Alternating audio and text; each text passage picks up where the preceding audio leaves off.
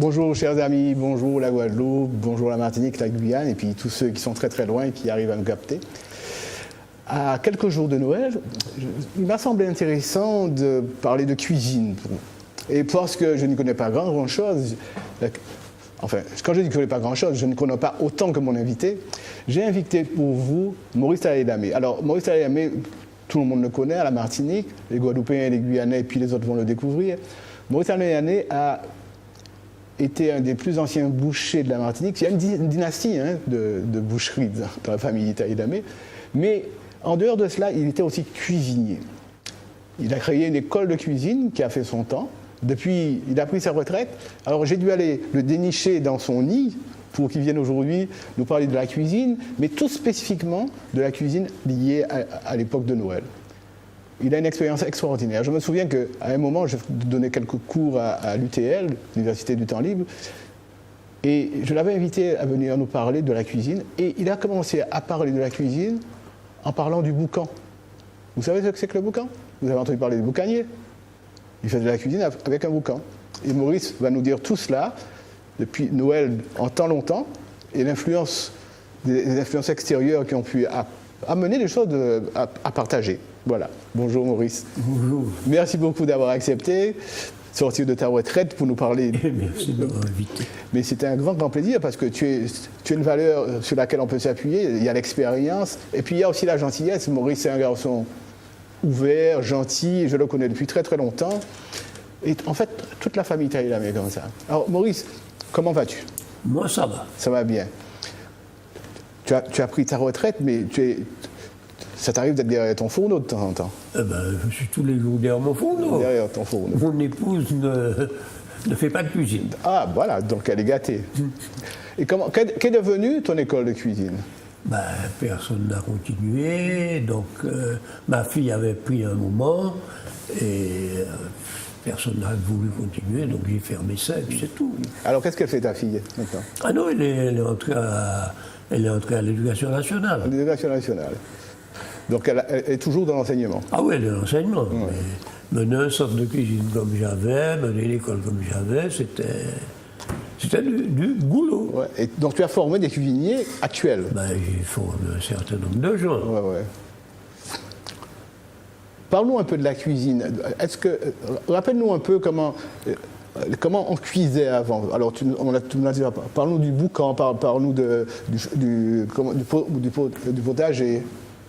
Ben, le potager, c'était au début, dans toutes les cuisines, la maison, surtout sur Fort-de-France, était partagée en deux.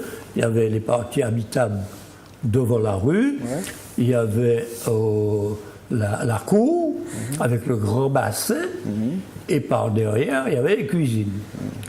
Voilà. C'était comme ça que ça se faisait à Fort-de-France, tu as connu ça comme moi-même. Oui. Et on ne gênait personne. Mais alors, sur ce genre de cuisine-là, on pouvait tout faire? C'était fait avec du charbon, du bois. Est-ce qu'il y a toujours eu du charbon? Il y a eu du charbon de bois. Ouais. Du charbon de bois. Ouais. Et quelle sorte de cuisine on faisait sur ça? Est-ce qu'on pouvait tout faire? Parce que je sais, j'ai entendu beaucoup parler de consommer, une soupe consommée sur... Bon, alors, le feu était allumé tous les matins très tôt. Bon, des gens l'allumaient pour le café. Ouais. Bon, donc des fois, les gens se réveillaient tôt. À l'époque, c'était 4 heures du matin. Bon, donc le feu était déjà allumé depuis 7 heures. Et on le ravivait tout le temps parce que il n'y avait pas beaucoup d'allumettes à l'époque. Il ne faut pas oublier qu'à une époque, on était obligé de couper des allumettes en 2 ou en 3. Donc il y avait le feu sacré qu'on gardait. C'était vraiment le feu sacré qu'on gardait. Les tessons étaient toujours... on revenait, vous voyez les grandes personnes qui levaient le couvercle du tesson quand on mettait un, qui soufflaient sur la braise pour la raviver. Parce que c'était le feu sacré, on ne gaspillait pas des allumettes, on n'avait pas d'allumettes à gaspiller. Donc le feu était permanent. C'est tout, on le gardait comme ça, on le chouchoutait jusqu'au lendemain. Mais les cuissons étaient très longues si on fait comme ça. Les cuissons étaient très longues si on fait comme ça. Oui, mais non, les cuissons n'étaient pas plus longues. Le problème du feu de charbon, le charbon avait exactement la fonction qu'on n'a pas appris quand on a eu nos gazinières automatiques. La fonction du charbon, c'était faire revenir les viandes à feu vif. Ensuite, le feu descendait, le feu s'atténuait, on le ravivait un petit peu. Ensuite, on gardait le produit en cuisson pendant un certain temps. Et en finale, quand le charbon était presque éteint, c'est ça qui faisait le consommer, c'est ça qui faisait le petit goût que nous n'avons plus. D'accord. Donc il y avait une graduation descendante. Il y avait une graduation au départ avec le charbon qui nous permettait d'avoir les sauces. C'est pour ça que quand les gens disent les sauces de ma mère, de ma grand-mère étaient meilleures et tout, c'est une réalité. Puisque ça se faisait automatiquement par la réduction du feu. Tandis que lorsqu'on nous a donné une gazinière à gaz ou électrique, et on la met à toute pompe, on ne fait pas de réduction de feu, donc on pète, on casse les textures des viandes et autres, et résultat, on n'a pas l'appréciation de ce que nous avions avant. C'est simplement ça. Hein? Simplement ça. C'est la réduction du feu qui permettait un meilleur goût aux viandes. Ah ben, tu nous as appris sûrement beaucoup de choses là comme ça. Et alors après il y a eu la fameuse lampe à pétrole. Ah ben, il y a eu la lampe. Alors la lampe à pétrole a été la même chose. La lampe à pétrole, on la poussait, elle partait à feu vif, elle descendait ensuite, on la laissait descendre et elle faisait un peu la même chose. Sauf qu'on la ravivait par moment et puis elle nous donnait à peu près le même produit que le charbon. C'est quand les gazinières sont arrivées que les gens n'ont pas appris à utiliser une gazinière. Ils ont mis les feux à tout, ils ont mis et puis les casseroles ont commencé à brûler et tout comme ça, quoi. C'est tout. Mais c'était une question d'éducation de la ménagère, d'éducation des gens pour qui on vendait un matériel pour l'utilisation. C'est intéressant parce qu'avant, en fait, nos mères faisaient une cuisine intuitive, elles n'avaient pas appris à faire la cuisine. Oui. Et ça se faisait tout naturellement. Et la réduction se faisait aussi naturellement, donc il n'y avait pas à apprendre, tandis qu'une fois qu'on nous a donné des appareils un peu sophistiqués, eh ben, il fallait revenir à l'éducation du personnel qui travaillait avec. Non, mais dans ton école de cuisine, tu étais obligé de faire mais j'ai appris ça à tous les stagiaires qui passaient chez moi, en leur disant, voilà comment ça se passe. Si vous continuez avec le gros feu tout le temps, il faut faire les réductions. Et déjà, vous avez une gazinière avec un gros feu, un moyen feu, un petit feu. Bon, ben, vous devez savoir que vous devez transporter, vous avez des réglages, donc vous devez redescendre dessus. Ce qu'on ne fait jamais. Mais non. Parce qu'on vit vite en plus. À la vitesse grand V. Vitesse grand V.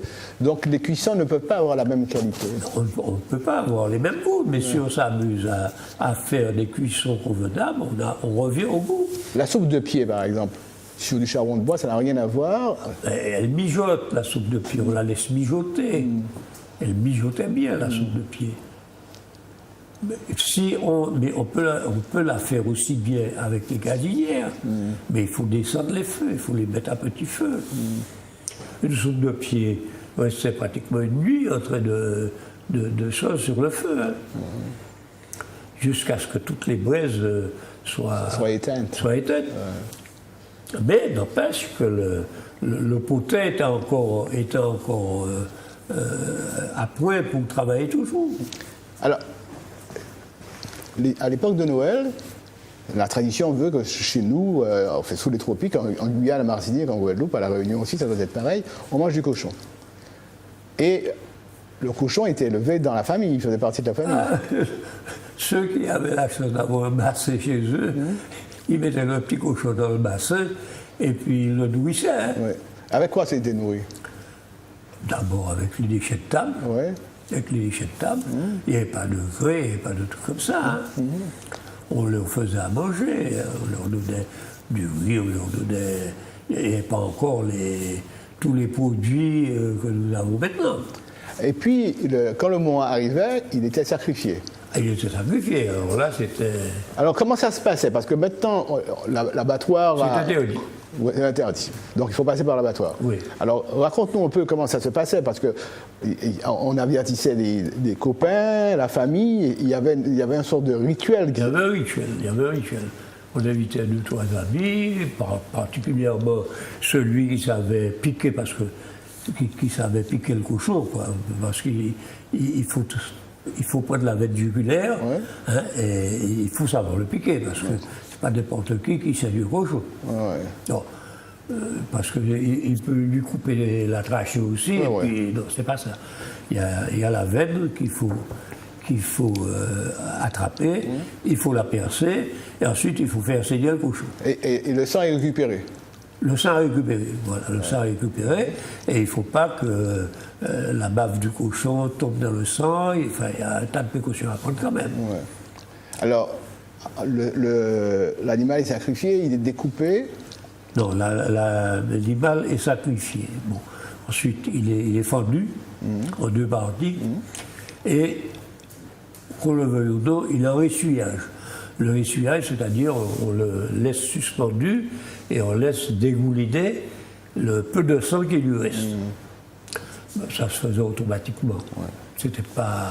Disons que les gens n'avaient pas la technique, mais ils étaient obligés de le faire puisqu'ils étaient obligés d'attendre un moment, d'essuyer, le parer, regarder un petit peu si tout était bien fait.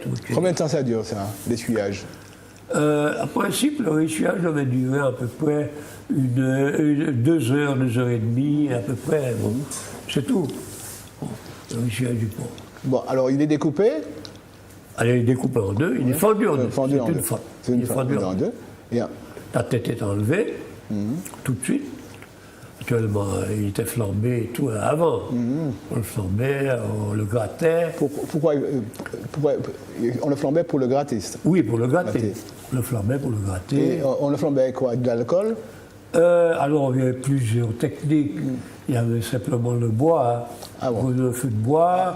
Et on le passait sur le feu de bois? On le passait dessus, on le tournait, au fur et à mesure on le grattait, etc. Bon, puis après, il y a eu des méthodes plus sophistiquées avec le chalumeau. Ouais, carrément. Alors, après qu'il ait été gratté, il est coupé. Après, il y a la fente. Ouais. On fait la fente, il est suspendu. On fait la fente, vous voulez tirer d'abord les viscères blancs. Hein, d'abord, quand ils sont enlevés, bien prendre des précautions pour qu'on ne les perce pas, pour que la mousse ne touche pas la viande. Les viscères sont envoyés à part, et ensuite on continue la fente pour tirer les viscères rouges. Ouais. Et avec quoi on fait le boudin? Le boudin, c'est le sang et les boyaux, et les graisses. Voilà. Donc il faut bien ramasser toutes les graisses, prendre le sang, ne pas le laisser cailler, le battre tout de suite pour qu'il reste liquide, bien liquide. Alors, les gens vous disent qu'on tire les os du sang. Alors, naturellement, le sang, quand on le bat, il y a des particules en suspension. Donc on les enlève, et puis on a le sang pur pour faire du boudin. Alors, comment, parce que quand on achète du porc, on a tendance à demander les parties les moins grasses. Parce que pour faire un ragoût, il faut que ça soit le moins gras possible?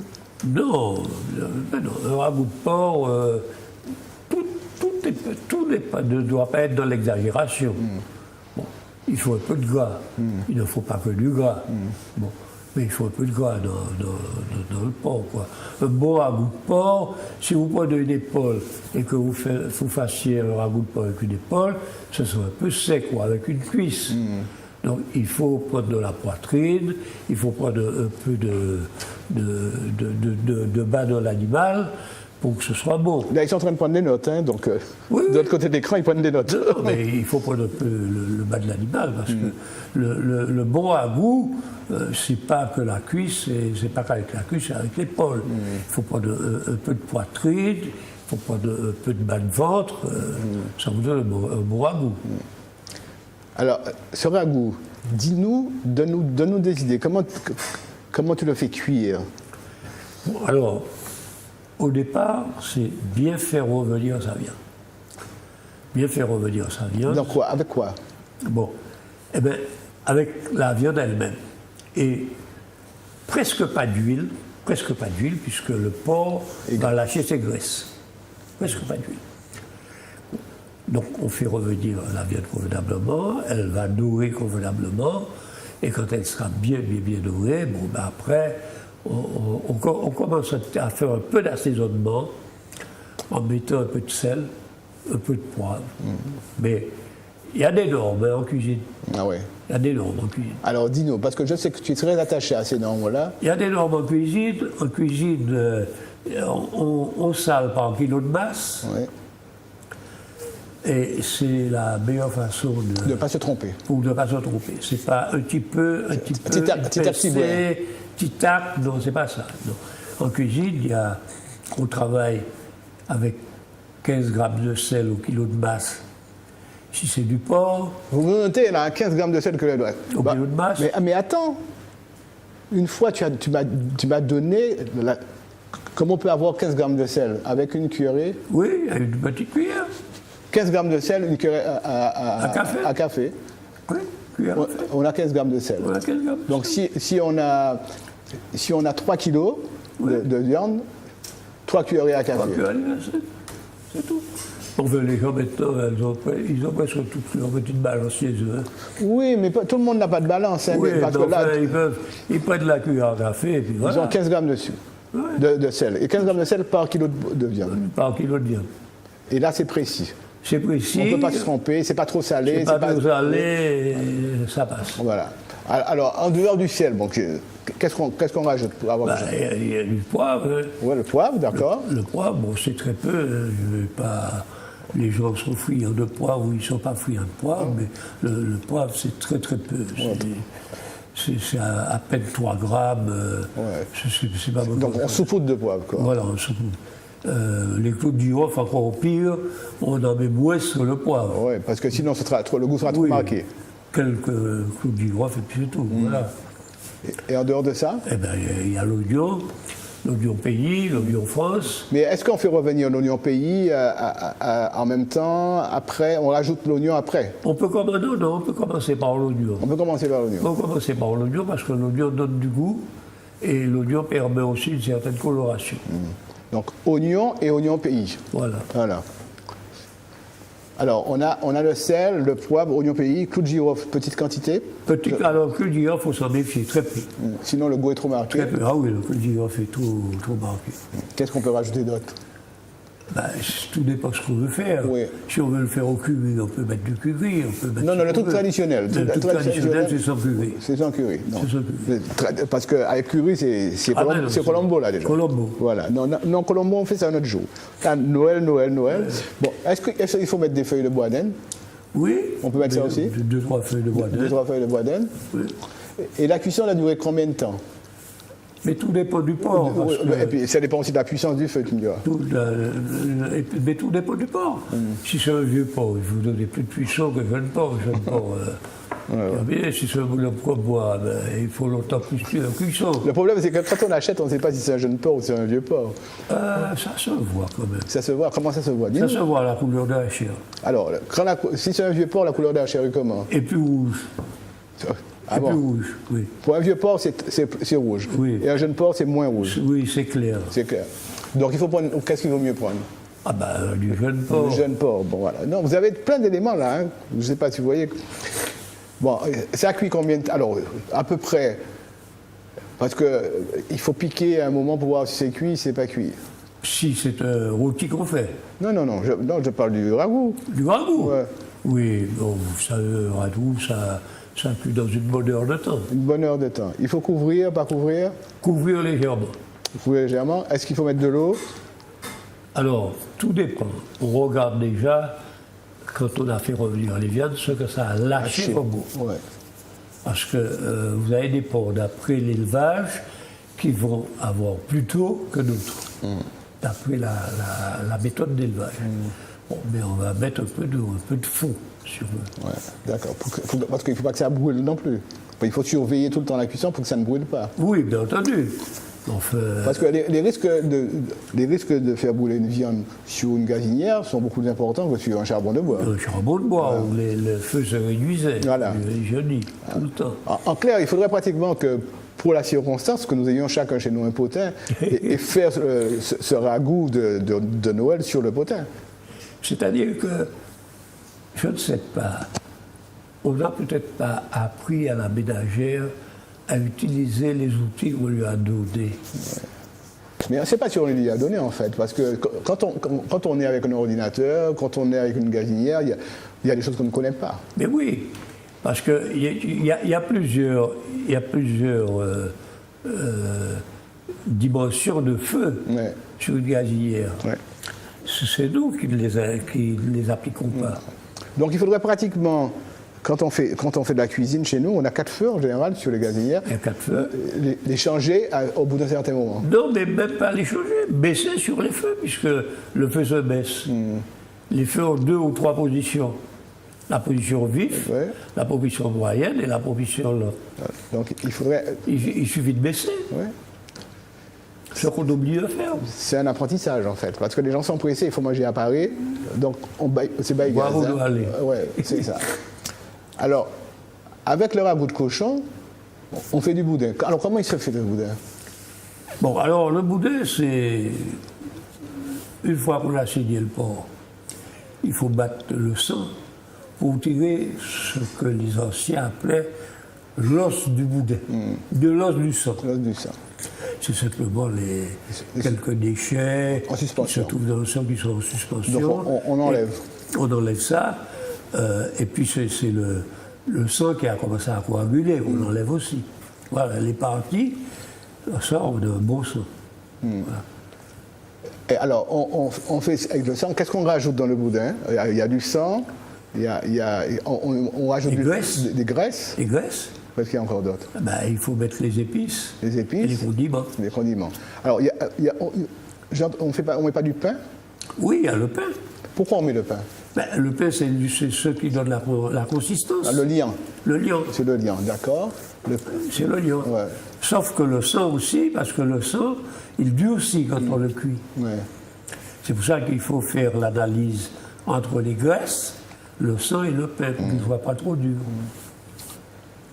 Boudin, avec ça, on cuit des pois d'Angole. Alors, ça, c'est une cuisson aussi particulière. Ou on réussit, ou on ne réussit pas. Hein. Non, les pois d'Angole. Non, pour toi, Victor. Pour toi, mais pour des néophytes ou bien même des gens. Non, moi, j'ai déjà fait cuire les pois d'Angole, mais je suis sûr que je ne vais pas les faire cuire comme tu l'as fait. Dis-nous, quel est ton secret pour le pois d'Angole? Il n'y a pas de secret. Les pois d'Angole, ce que les gens peut-être ne savent pas, c'est qu'avant de cuire les pois d'Angole, on les fait revenir à l'huile et à l'oignon C'est comme ça que je fais, moi. comme une viande. Ouais. Voilà. Mais c'est comme ça que je fais. Eh bien, c'est ça les pois d'Angole. Ah. Après les avoir mis à tremper pendant un moment. On les met à tremper, surtout ceux qu'on a maintenant. Ouais. Anciennement, on avait des pois d'Angole frais, maintenant, on a ce qu'on a. Pois du bois en Guadeloupe. Bois du bois, oui. Donc, on les fait revenir comme une viande. Avec de l'oignon, des De choses. l'oignon, on peut même mettre des petits lardons dedans, on met tout ce qu'il faut. Ouais. Quand c'est bien revenu, quand c'est bien, on met une quantité d'eau ou un fond de boulet ou pour doter du goût. Avec des épices. Il faut mettre un peu de sel, Ah oui, non, là il faut épicer. épicer, mettre du poivre. Sel, poivre, voilà. Mais est-ce que depuis quand cette tradition-là existe? L'histoire du cochon, pois d'Angole, parce qu'il y a aussi, on va arriver aux légumes tout à l'heure. Depuis quand ça existe, tu sais? Je suis né avec ça. Ouais. Oui, donc c'était C'est très simple, je suis né avec ça. Ouais. Alors, le cochon est arrivé ici, il faudrait revoir un petit peu l'historique Ouais. de l'arrivée des bêtes. Excuse-moi. Mais quand on regarde les premiers colons qui venaient Dans la Caraïbe. dans la Caraïbe, ils partaient avec des bœufs de race. Parce qu'ils avaient besoin du lait pendant la traversée. Et ils partaient avec des cochons. Donc c'est eux qui nous ont emmené le cochon. Ils emmenaient les cochons. Pourquoi? Parce que les cochons, quand il y avait une avarie quelconque et qu'ils ne savaient pas là où ils étaient, lâchaient les cochons. Et alors? Et les cochons partaient dans la direction de la terre la plus proche. Tiens. Les cochons avaient, Mais j'ai toujours entendu dire que c'est des animaux intelligents. ils avaient un filig pour ça. Et ils n'avaient qu'à suivre le cochon et ils arrivaient à la terre la plus proche. Donc c'est comme ça qu'ils sont peut-être arrivés chez nous. Ben oui. Voilà. Mais ils sont utilisés pour beaucoup de choses. Ils sont utilisés pour chercher la truffe aussi. Oui, la truffe. Ouais. J'ai toujours entendu dire que c'était des animaux intelligents. Oui. Qu'ils étaient... Les cochons, les lâchaient, ils allaient quand les gens s'égaraient et qu'ils ne retrouvaient plus la terre, bon, ben, ils lâchaient le cochon. Donc ils nous ont apporté ça ici, mais eux, tu sais comment ils le faisaient cuire, parce que nous avons une spécificité. Mais eux, comment ils le faisaient cuire, ils le faisaient griller, ils faisaient du boucan. Ah, c'était des boucans à l'époque. C'était des boucans à l'époque. À l'époque, c'était des boucans. Le boucan n'est pas très très loin du potin en fait. Hein. Non.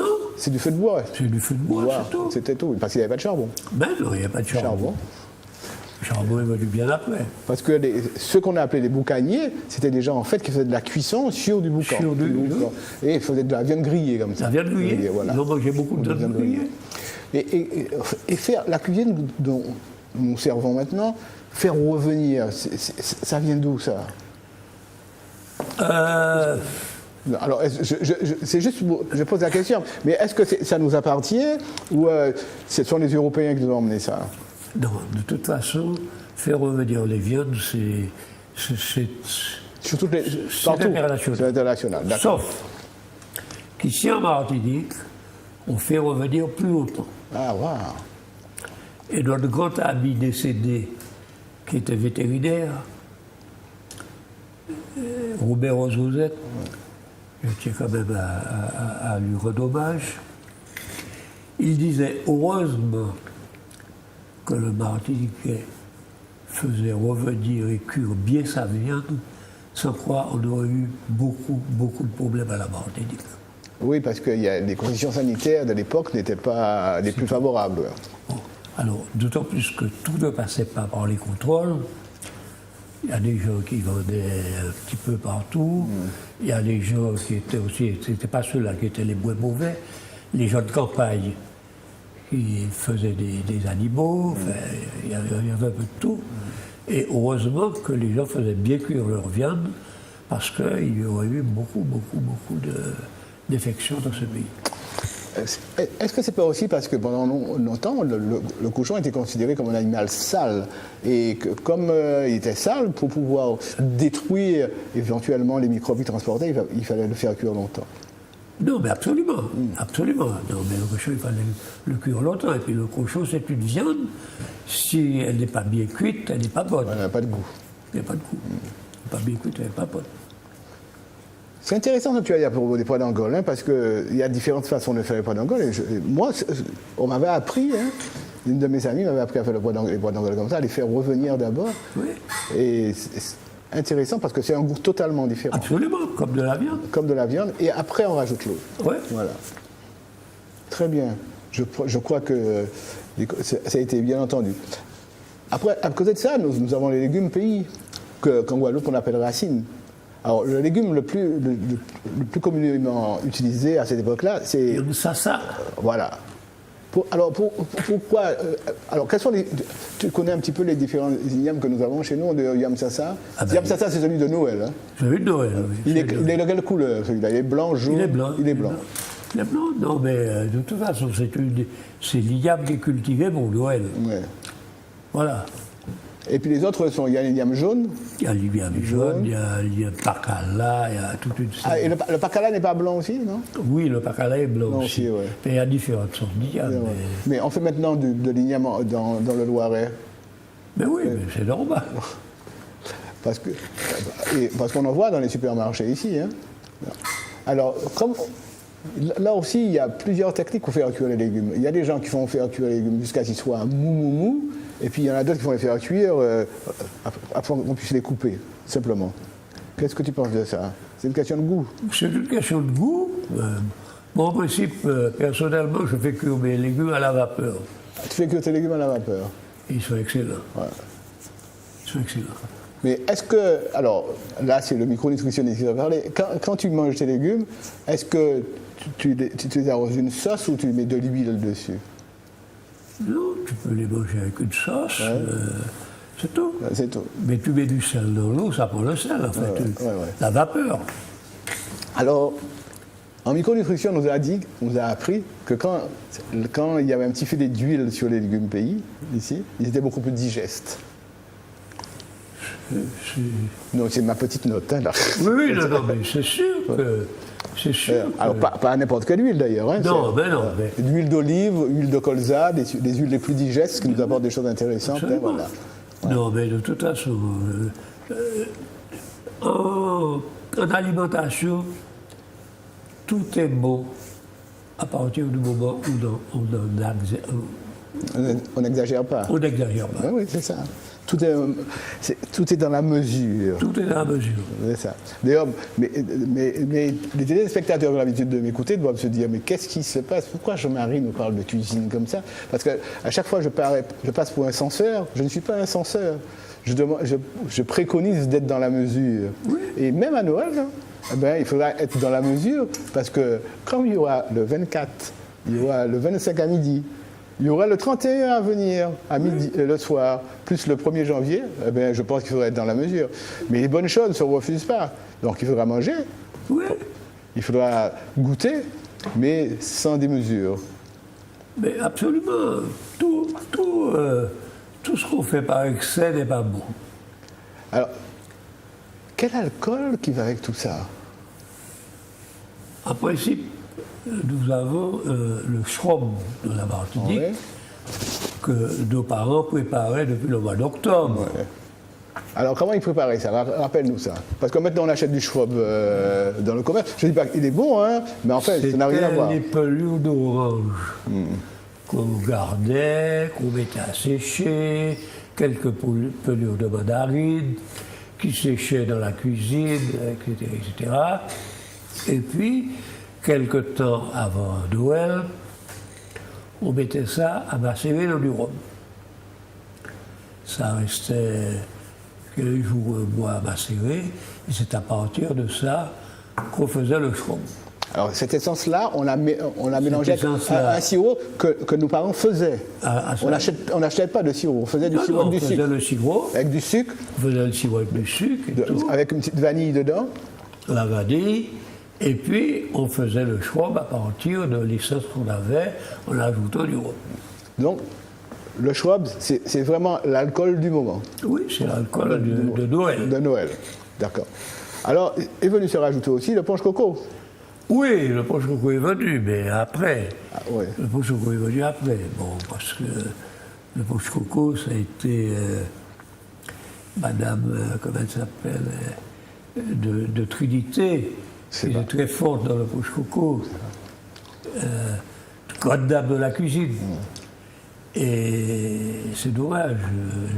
Tu ne retrouves pas son nom. Non, mais ça va revenir. C'est dommage.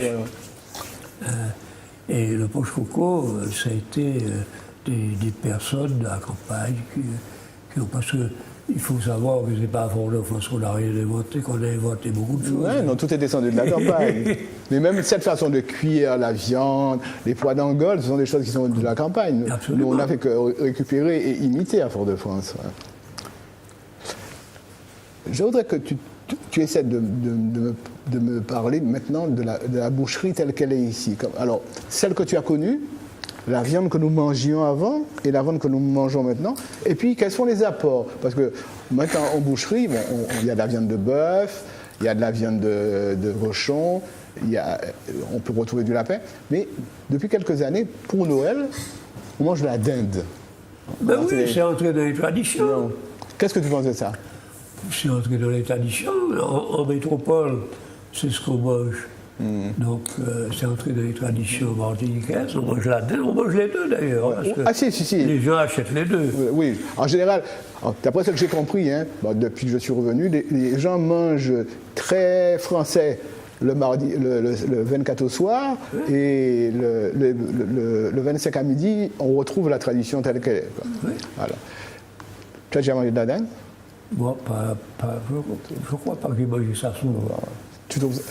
Comment tu as trouvé ça? Bon? C'est fade. C'est fade. C'est fade. Ah ouais. Voilà. Alors, il y a aussi les fruits de mer. Oui, les fruits de mer, ça c'est autre chose. C'est autre chose. Alors, chez nous, on n'a pas beaucoup de fruits de mer. Hein. On a des pontes. Oui, voilà. Donc, nous avions à l'époque beaucoup de langoustes. Maintenant, on n'en a pratiquement pas. On a des soudons. Des soudons. On n'en trouve pas beaucoup. Mais enfin, on arrive à en trouver quand même un peu. Du lambi. Du lambi, on n'en a pas beaucoup. Ça aussi, ça faisait partie du repas qui pouvaient venir s'ajouter au lendemain. Parce qu'il y a des gens qui ne mangent pas de porc. Hein. Donc il fallait bien trouver une solution. Oui. Et ça faisait partie de ces solutions-là. Alors, la boucherie, quand tu t'es bouché, comment ça se passait? Parce que quand on veut aller acheter de la viande maintenant, il faut attendre 9h du matin. Oui, nous c'était 4 heures. Oui, c'est pour ça que je te pose la question. Moi, j'ai des souvenirs de te voir derrière ton étal, de voir. Il y avait un ami de ma famille qui est décédé depuis très longtemps, qui est beaucoup plus âgé que nous, c'est M. Athanase. Oui. Le père Athanase qui était dans le marché à viande. Le marché à viande qui est revenu, parce qu'avant, pendant quelques temps, ce marché à viande qui était fermé, et était derrière le marché aux poissons. C'était une sorte de couloir un peu sombre, avec un environnement pas des plus favorables. Tandis que maintenant, le marché à viande existe. Et j'ai rencontré un boucher ce matin.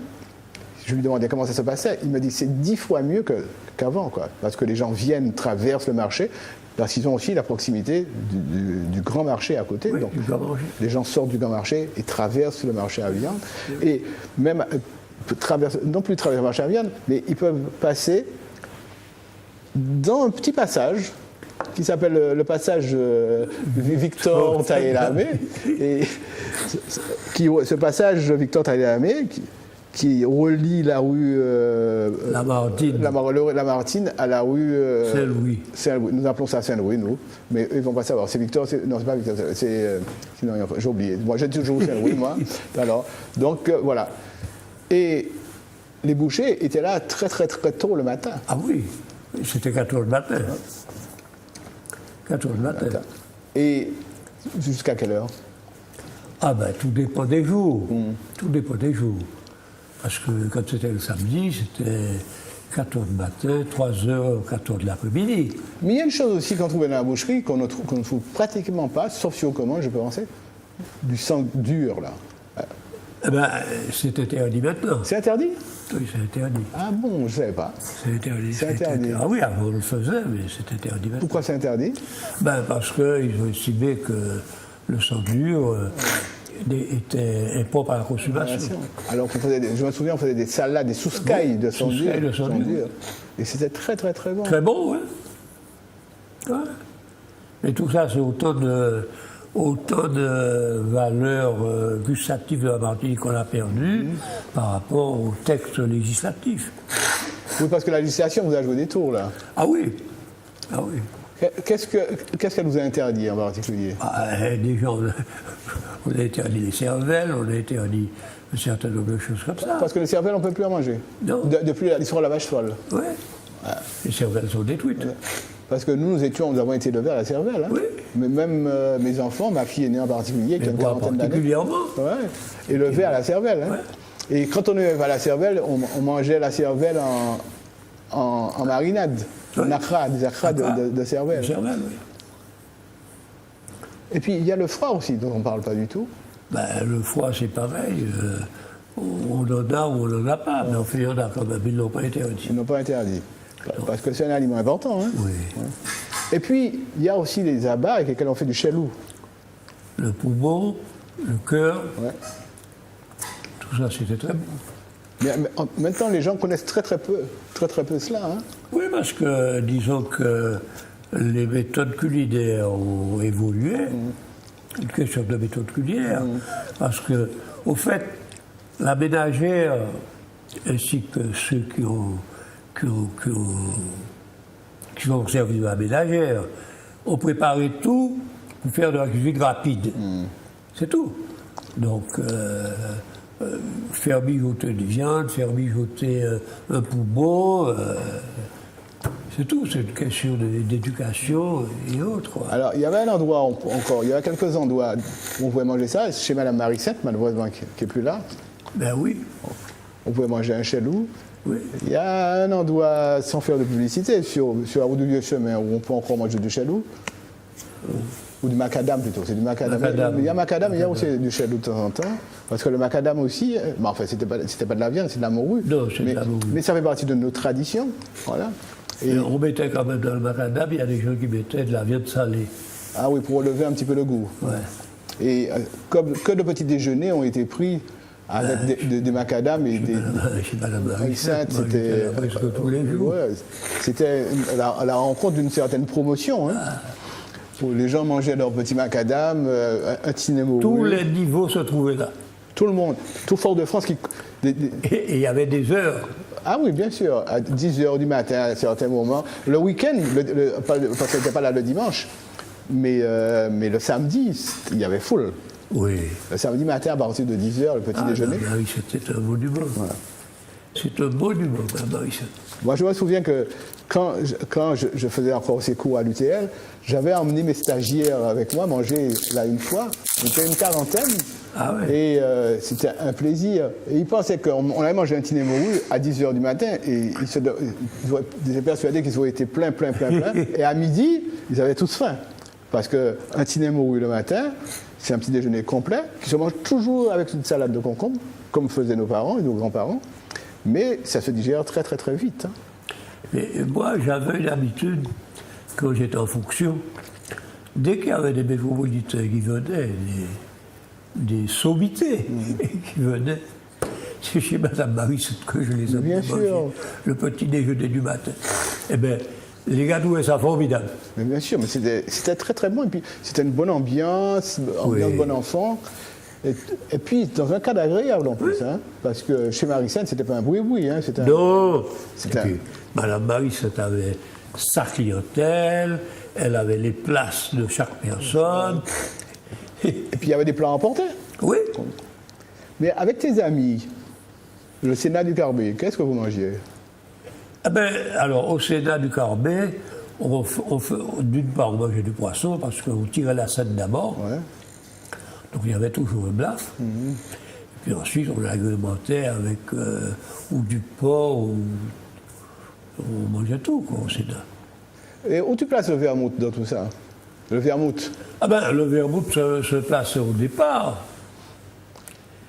Alors, c'est ou le vermouth ou le décollage. Il ne faut pas oublier le décollage. Ouais. Alors, le décollage, est-ce qu'il se faisait systématiquement avec du rhum ou de l'absinthe? Ah non, le décollage, c'est le décollage proposé avec de l'absinthe. On va appeler décollage. Décollage, c'est pas rhum. C'est un route rhum. Oui, c'est un route rhum. L'absinthe, c'est un autre bagaille. Ben non, le décollage, c'est de l'absinthe. Alors, il y a plusieurs façons de faire. Légèrement sucré, enfin, pour tous les goûts. Alors, on commence avec l'absinthe, ça c'est le décollage. On prend ce petit déjeuner bien consistant. Hein. On l'arrose avec un petit peu de vermouth. Ou pas? S'il le faut. S'il le faut. Quand on a déjà bu l'absinthe, vous à Paris, quoi. Ben, on passe au vin s'il y a du vin. S'il y a du vin. Enfin, il y a toujours du vin. Eh ben, c'est terminé. Et quel est le dessert favori des Martiniquais? Toi, qu'est-ce que tu aimes dans le dessert? Les fruits, les glaces? Ben, je suis friand de glace, personnellement. Mais je pense qu'il y a beaucoup de Martiniquais sont comme ça. Hein. Je suis friand de glace. Pourquoi? Parce que c'est du sucre et que les Martiniquais sont sucrés. Je suis friand de glace. Mais enfin, l'ananas, un bon ananas, c'est très bon. Une bonne mangue, c'est bon aussi. C'est tout. Ah, c'est les deux fruits que je préfère. Quelle est ta glace préférée? Goyave. Ah, ça fait longtemps que tu n'as pas mangé une glace au corosol. Hein? Et oui, aussi. Ah, aussi. Une glace au corosol ou un jus de corosol. Ah oui, jus de corosol. Je n'aurais jamais dû dire ça puisque je me bats contre le sucre. Mais sucré avec du lait concentré sucré. Oui, oui. Un jus de corosol avec du lait concentré sucré, une divinité. Ne jamais garder une boîte de lait concentré sucré ouverte dans le réfrigérateur, hein, parce qu'il y a un phénomène d'oxydation qui se passe. L'oxydation. Et si vous prenez ça après, vous êtes malade, vous avez mal au ventre. Donc si jamais vous ouvrez une boîte de lait concentré sucré, il faut mettre, qu'il en reste, il faut mettre ça dans un récipient en verre fermé, de façon qu'il n'y ait pas de phénomène d'oxydation. Vous voyez tout ce qu'on a pu dire, de quoi on a pu parler. Pendant tout ce temps-là, on a parlé de cuisine, on a fait un voyage assez extraordinaire. Hein. Maurice, merci de nous avoir accompagnés. Je crois que nos amis de l'autre côté, qui n'avaient pas encore d'idée pour leur réveillon de Noël, ils savent maintenant comment faire cuire un ragoût de façon un peu différente. Surtout faire cuire les pois d'Angole, parce que ça, il faut avoir le coup de main pour ça, enfin, c'est important. Plein de gens ne savaient pas qu'il fallait le faire revenir dans l'oignon. Il faut faire revenir les pois d'Angole, comme une viande. C'est une cuisinière qui m'avait appris ça, et depuis, j'ai appliqué la méthode. Merci d'avoir été avec nous, Maurice. J'espère que nous aurons l'occasion de nous revoir et puis de parler d'autres choses. Oui, pas de problème. Merci encore. Je suis disponible puisque je suis Henri Traite. Traite. Merci à nos amis téléspectateurs de nous avoir regardés, écoutés. Je vous souhaite un joyeux Noël et puis à l'année prochaine. Bye bye.